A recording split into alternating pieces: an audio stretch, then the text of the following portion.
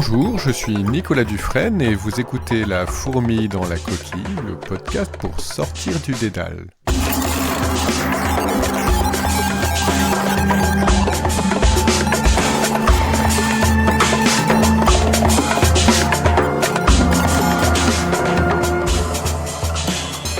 De la sobriété des manuscrits cisterciens à la flamboyance des vitraux gothiques jusqu'aux robes noires des nobles de la Renaissance, La Fourmi dans la Coquille, saison 2, épisode 13, couleurs du Moyen-Âge en Europe.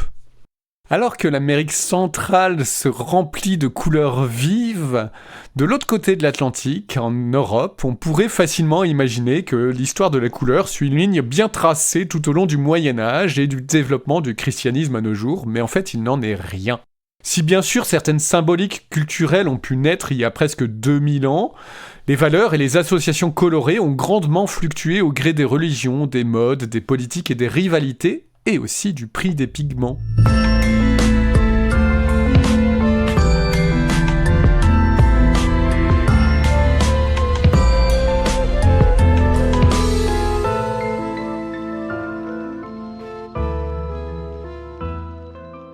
Alors que l'étude scientifique et mathématique de la lumière, de l'optique, continue après l'Antiquité dans le monde arabo-musulman, au Moyen-Âge en Europe, la couleur est surtout une affaire de religion. Et le christianisme, autant que la tripartition des sociétés indo-européennes, en 3 fonctions religieuses, guerrières et économiques, sont au fondement de la symbolique et de l'usage des couleurs. Certains religieux, comme Bernard de Clairvaux, considèrent que l'usage de la couleur est un artifice futile face à la création divine, et que c'est une enveloppe mensongère qui dissimule la véritable nature des objets. Pour lui, qui est un grand promoteur de l'ordre cistercien, qui est mu par un idéal d'austérité, tout doit conduire à une vie simple et sans distraction propice à la relation avec Dieu. L'architecture alors, l'art, les manuscrits cistériens suivent ces préceptes dans un style très pur et dépouillé. Les enluminures usent d'une palette de couleurs très limitée, sans dorure, jusqu'à évoluer au XIIe siècle dans un style monochrome mais sans représentation figurative, comme on peut l'observer dans la Bible de Clairvaux qui est aujourd'hui conservée dans la ville de Troyes. Bernard de Clairvaux s'oppose ainsi à d'autres prélats qui, comme l'ordre clunisien ou suggère l'abbé de Saint-Denis, ont au contraire le goût des ornements, des dorures et des couleurs. Alors que Suger décide de remplacer l'ancienne abbatiale carolingienne de Saint-Denis et lance plusieurs siècles de travaux qui aboutissent à l'actuelle basilique Saint-Denis, qui est le premier édifice de style gothique de l'histoire, Bernard de Clairvaux écrit « L'église resplendit dans ses murs et elle n'a rien pour ses pauvres. Elle revêt d'or ses pierres, mais abandonne ses fils tout nus. Aux dépens des miséreux, on régale les yeux des riches. » Dans ce débat, Suger répond alors « Ce qui m'a paru juste avant tout, c'est que tout ce qu'il y a de plus précieux doit servir d'abord à la célébration de la Sainte Eucharistie. » Selon Suger, si Dieu prescrit de recueillir le sang des sacrifices des boucs, des veaux ou d'une génisse rouge dans des coupes d'or, alors le sang du Christ doit être reçu dans des vases d'or, de pierres précieuses, de tout ce que l'on tient de précieux dans la création. Quoi qu'il en soit, si les religieux débattent sur l'usage de la couleur, elle fait partie, en particulier l'or et les dorures, des symboles de richesse du Moyen-Âge. On retrouve alors encore l'habituelle opposition transculturelle que j'ai mentionnée à maintes reprises dans nos voyages autour du monde entre le blanc, le noir et les couleurs vives, en particulier le rouge. Le blanc est associé aux fonctions sacerdotales, aux valeurs religieuses et morales. Le rouge et les couleurs jaune-orangé vont aux fonctions guerrières, à la noblesse, tandis que le noir et les teintes foncées, dont font partie le vert, sont associés à la production des biens matériels, donc à la fonction économique, c'est-à-dire le tiers-état. Le blanc devient toutefois un symbole de royauté à la fin du Moyen-Âge et la couleur du drapeau français jusqu'à la Révolution. Il sera gardé d'ailleurs pour former la bande centrale du drapeau tricolore d'aujourd'hui, encadré des couleurs rouges et bleues de la ville de Paris, dans une forme qui a été adoptée pour la première fois par la marine en 1794, à la date de mon anniversaire, précisons-le, c'est-à-dire le 15 février. Les 3 couleurs du drapeau étaient cependant déjà en usage sous la royauté, Et on peut aussi y lire la représentation des 3 ordres de la société, le rouge religieux de la bannière de l'abbaye de Saint-Denis, élaboré en 1124 par l'abbé Sugère donc, le blanc de l'étendard royal, et le bleu, avec une croix blanche, du pavillon de la marine marchande.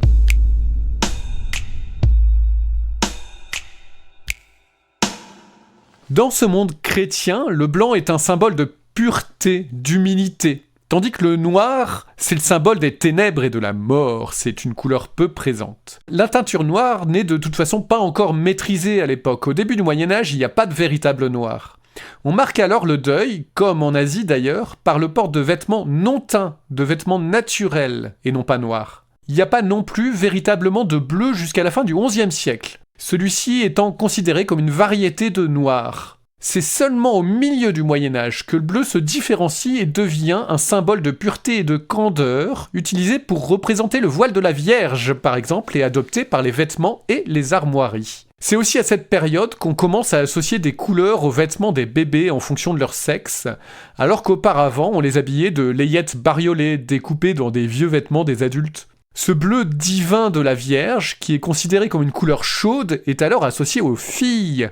Et c'est le rose, qu'on voit comme un rouge viril bien que pâle, qu'on associe aux garçons, avant que tous ne reçoivent un vêtement unisexe blanc en grandissant. On est donc à l'extrême inverse des symboles colorés dédiés aux filles et aux garçons d'aujourd'hui, parce que cette association est bien purement culturelle. À la suite de la Grande Peste, au milieu du XIVe siècle, qu'on va renommer plus tard peste noire d'ailleurs, les lois somptuaires, c'est-à-dire les lois qui prescrivent la consommation en fonction de l'appartenance sociale, ethnique ou religieuse. Les lois qui servent à rendre visible l'ordre social, par exemple en interdisant l'usage des produits de luxe à certaines catégories sociales ou en prescrivant un style vestimentaire. Au milieu du XIVe siècle, donc, à la suite de la Grande Peste, ces lois somptuaires interdisent aux aristocrates romains de porter des vêtements colorés, qu'on juge ostentatoires en cette période de deuil, et le noir est donc progressivement adopté dans les cours européennes.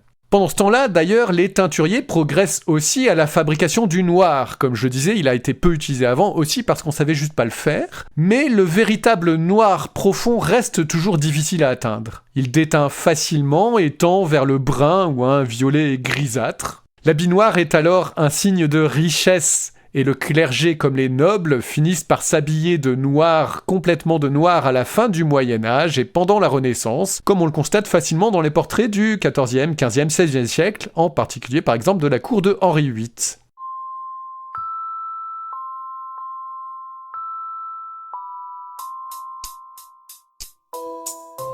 L'or et l'argent, dans une moindre mesure, sont des métaux nobles et qui ne s'oxydent pas, qui se dégradent pas et gardent facilement leur éclat au fil du temps. Ils ont donc une grande valeur monétaire autant que symbolique. Les fabriquer à partir d'autres métaux fait partie des objectifs des alchimistes depuis l'Antiquité. Et cette discipline, l'alchimie, cette discipline proto-scientifique, donnera plus tard naissance à la chimie. Les dorures, aussi bien sur les enluminures ou l'architecture que les vêtements, sont donc un moyen de montrer la richesse et la sophistication. Le jaune, au contraire, le jaune qui ne brille pas, qui est terne et triste, la couleur du soufre, qu'on considère à l'époque comme maléfique, est alors associée à la maladie et au déclin, à la trahison. À la fin du Moyen-Âge, ce jaune devient la couleur de la robe de Judas. Il est la couleur qui s'oppose le plus au bleu vif du voile de la Vierge. Faut dire que l'éclat du jaune dans la nature, qui rayonne autant dans la brillance de l'or que dans l'éclat du soleil ou des feuilles de l'automne, cet éclat est très difficile, voire impossible à reproduire aussi bien en peinture qu'en teinture. C'est d'ailleurs toujours aussi difficile à obtenir aujourd'hui en imagerie numérique. Ce jaune artificiel, du coup, qui tend facilement vers des teintes ternes et sales,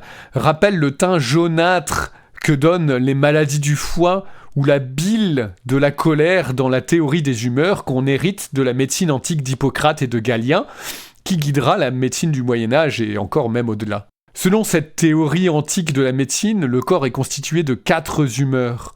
Le sang rouge est produit par le foie et reçu par le cœur, puis nourrit les muscles, et on l'associe au tempérament sanguin, celui qui est jovial et chaleureux. La pituite, l'humeur qu'on appelle aussi la flegme ou la lymphe, elle est associée à l'eau et à la pureté du blanc, à un tempérament imperturbable, au sang-froid, voire à un tempérament apathique. La rabile ou la bile noire, elle vient de la rate et provoque la tristesse et le chagrin. Et enfin, la quatrième humeur, la bile jaune, est produite par le foie, tout comme le sang, et invoque la colère, la violence.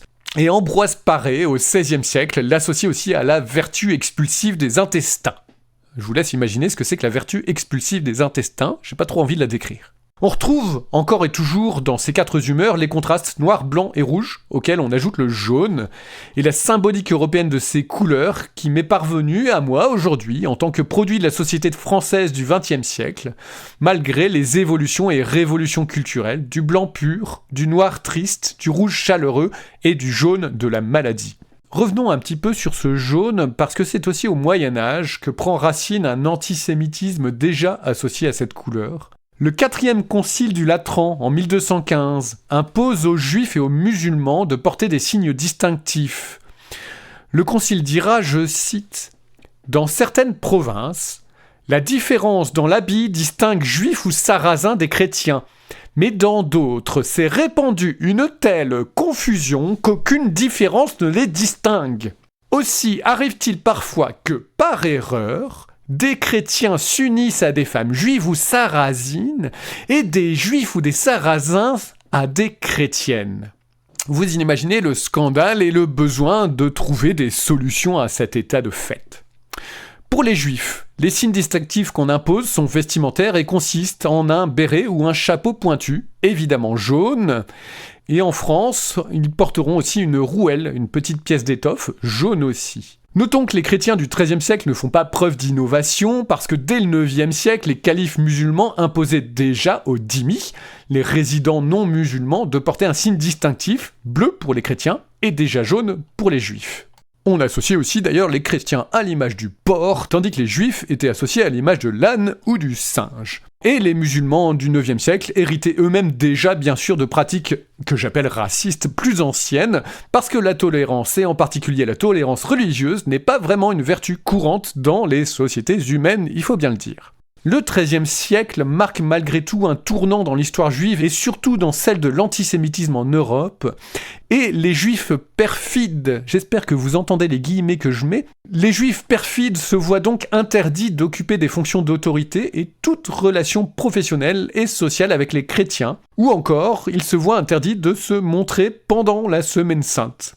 On leur attribue assez logiquement la couleur jaune du traître Judas, image de la différence entre l'or vrai et brillant, et un vil métal terne tel que les alchimistes peuvent en fabriquer sans parvenir à faire de l'or. On conduit aussi à l'époque les faux monnayeurs au supplice en les couvrant d'une robe jaune.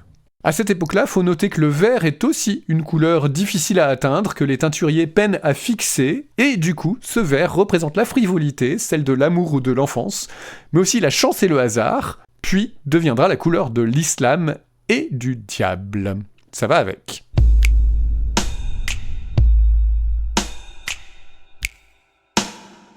Il serait difficile de terminer ce tour des palettes de couleurs du Moyen-Âge sans évoquer les vitraux, évidemment, dont le développement s'étale sur toute la période. Sur un vitrail, la couleur est lumineuse, et en tant que telle, elle est très liée au divin, mais la palette de couleurs reste dans un premier temps assez limitée à du bleu clair, du jaune ou du verdâtre. Ces couleurs sont obtenues en mélangeant certains oxydes au vert, et il faut attendre au moins 3 siècles après l'invention des vitraux au 5e siècle pour que la palette s'élargisse.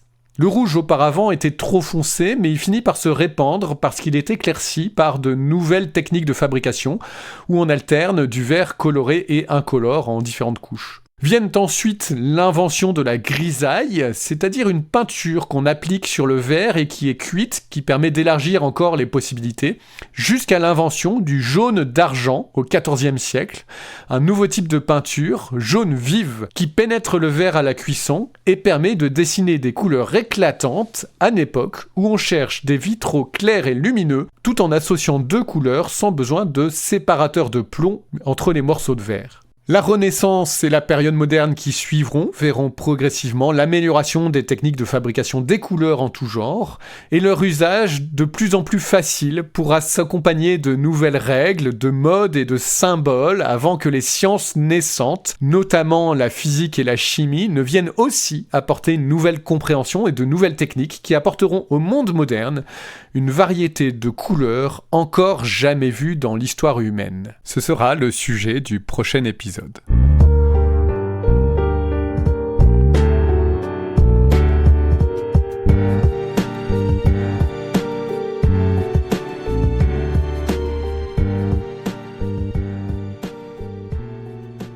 Si le podcast vous plaît toujours autant, je vous invite à le partager sur les réseaux sociaux, mais aussi à vos collègues, votre famille, vos amis dans la vraie vie réelle, parce qu'il nous faut contourner les algorithmes qui n'aiment pas trop, eux, ce genre de contenu. N'hésitez pas aussi à liker, mettre des étoiles, des cœurs, des pouces levés sur votre plateforme d'écoute du podcast. Je vous remercie infiniment pour votre écoute. À bientôt, toujours en couleur.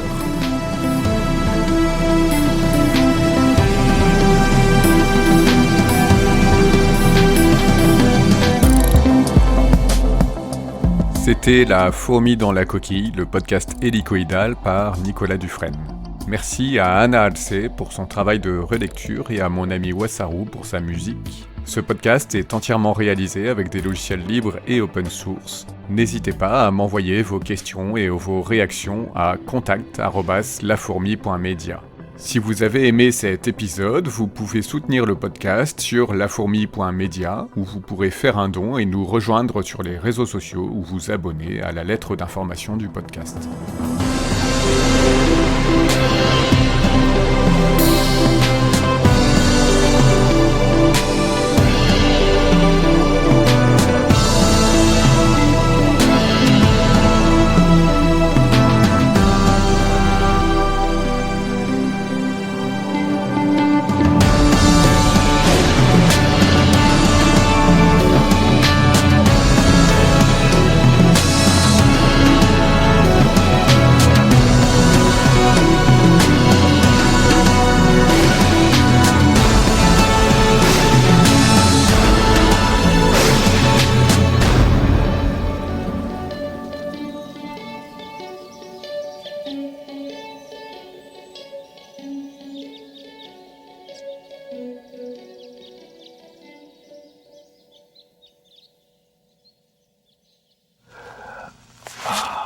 Man, the more I hear about this, it just gets crazier and crazier.